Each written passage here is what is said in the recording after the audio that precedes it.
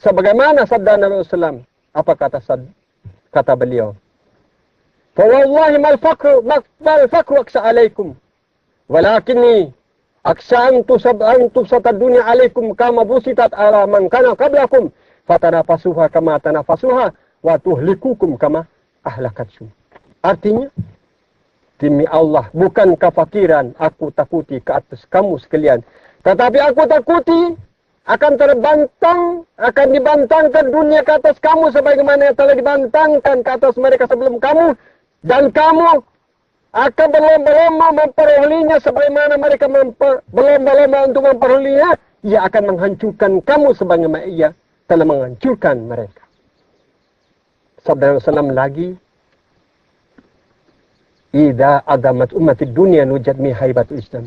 Yakni apabila umatku mengagungkan dunia, maka dicabut kehebatan Islam daripada mereka.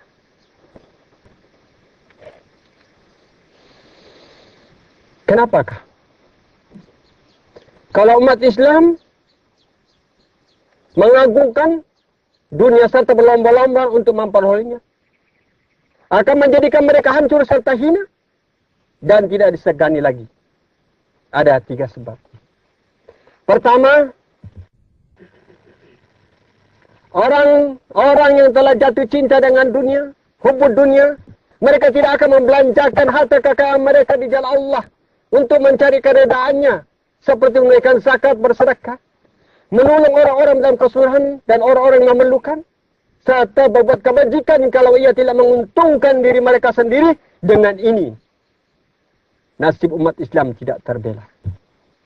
Yang keduanya, karena cintakan dunia dan takut dikatakan ketinggalan zaman, umat Islam sanggup meniru apa jua orang Barat buat, walaupun ia bertentangan dengan agama Islam itu sendiri. Dalam hal ini, Nabi SAW pernah bersabda, Nabi Sayyid al-Khudri radhiyallahu anhu qala Rasulullah SAW, la tattabi'unna sananal ladina min qablikum shibran bisibrin zira'an wa bizara'in hatta law dakhalu fi juhri dhab la taba'tumuhum. Qulna ya Rasulullah al-yahud wan nasara qala faman. Artinya, sesungguhnya kamu pasti mengikuti perjalanan orang-orang terdahulu daripada kamu, sedangkal demi sedangkal, sehasta demi sehasta, sehingga apabila mereka masuk ke dalam lubang biawak, kamu pasti akan masuk ke dalamnya 2. Mereka berkata, sahabat, adakah mereka itu Yahudi dan Nasrani ya Rasulullah? Nabi SAW menjawab, siapa lagi? Hadis ini menunjukkan bahwa umat Islam akan sangat fanatik dengan orang-orang Barat, Yahudi, Nasrani, sehingga mereka sanggup meniru apa juga mereka buat, walaupun ia bertentangan dengan agama Islam itu sendiri.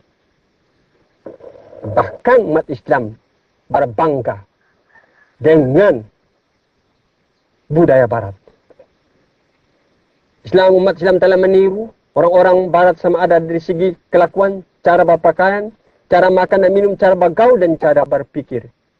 Tetapi yang sangat ketara dalam hal ini ialah pergaulan bebas tanpa batas dan hiburan yang melalaikan dan menggairahkan, yang menyebabkan keruntuhan akhlak serta moral di kalangan umat Islam, terutama di kalangan pemuda dan pemudi Islam.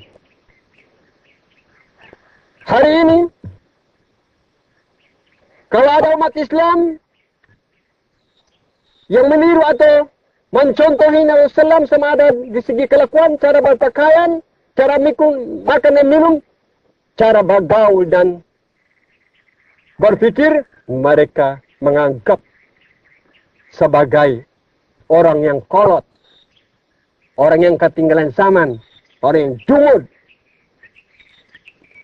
Padahal sebaik-baik ikutan sebagai contoh bagi orang-orang yang inginkan kebaikan dunia dan akhirat itu ialah Nabi sallallahu alaihi wasallam sendiri, sebagaimana Allah anjurkan dalam surah Al-Ahzab ayat 21.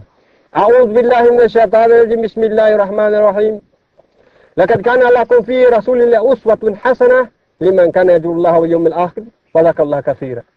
Artinya, sesungguhnya telah ada pada diri Rasulullah itu suri teladan yang baik bagi kamu, yakni bagi orang yang mengharapkan rahmat Allah dan kedatangan hari kiamat dan banyak menyebut Allah. Yang ketiga, orang cintakan dunia akan takut mati. Dengan ini mudahlah diperalatkan oleh bangsa-bangsa lain untuk menghancurkan agama Islam dan umat Islam itu sendiri. Mereka sanggup berbuat apa saja untuk mempertahankan pangkat dan kedudukan harta kekayaan mereka, walaupun terpaksa menindas atau menzalimi umat Islam lain, hatta mereka sanggup berpihak dengan orang-orang bukan Islam. Dalam hal ini Nabi SAW pernah bersabda. Apa kata beliau? An Thawban radhiyallahu anhu qala Rasulullah SAW, يوشك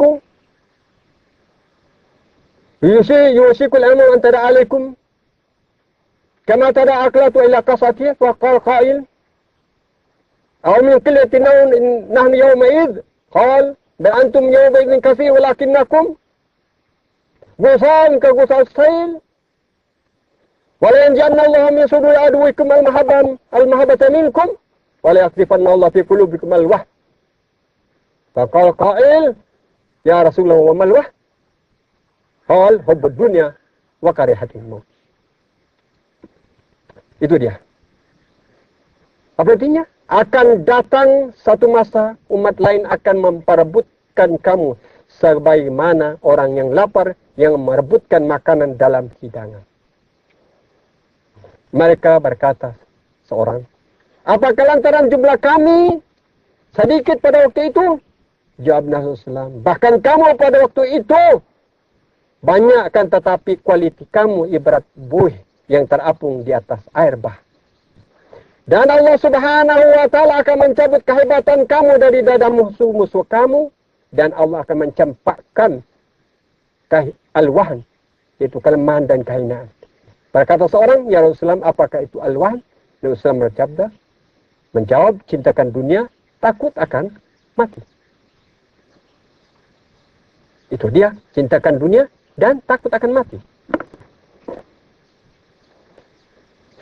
Pahaman anti tasawuf dan tarikat menyebabkan umat Islam menjauhkan diri daripada latihan kerohanian karena takut akan tersesat jalan. Apabila umat Islam tidak bergaul dan mendekatkan diri dengan guru-guru kerohanian, maka hati mereka tidak akan terdidik, maka nafsulah yang akan menguasai mereka. Ketiadaan sistem latihan kerohanian di pengajian tinggi serta universiti Islam menyebabkan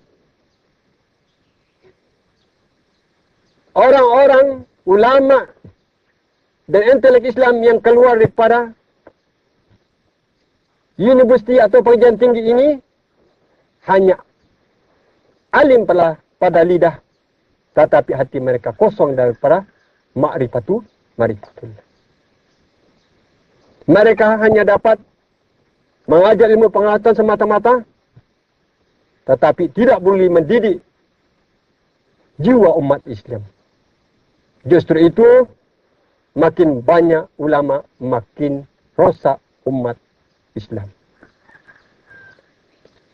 Padahal tugas ulama sebagai pewaris Nabi bukan sahaja mengajar ilmu pengetahuan, tetapi juga mendidik hati, mendidik jiwa umat Islam. Inilah tugas Nabi SAW, yaitu mengajar serta mendidik umat Islam. Sebagaimana Allah firmankan dalam surah Al-Jumu'ah ayat 2. A'udzu billahi minasyaitonir rajim. Bismillahirrahmanirrahim. Huwallazi ba'atha fil ummiyina rasulan minhum yatlu 'alaihim ayati wa yuzakkihim wa yu'allimuhumul kitaba wal hikmah wa in kanu min qablu fi dhalalin mubin. Artinya, dialah yang mengutus kepada kaum yang buta huruf seorang rasul di antara mereka yang membacakan ayat-ayatnya kepada mereka, mencucikan mereka dan mengajar kepada mereka Alkitab dan yaitu Al-Quran dan Al-Hikmah yaitu As-Sunnah. Dan mereka sebelum ini benar-benar dalam kesesatan yang nyata. Apabila ulama hanya boleh mengajar ilmu pengetahuan semata-mata, maka jiwa umat Islam akan tidak terdidik.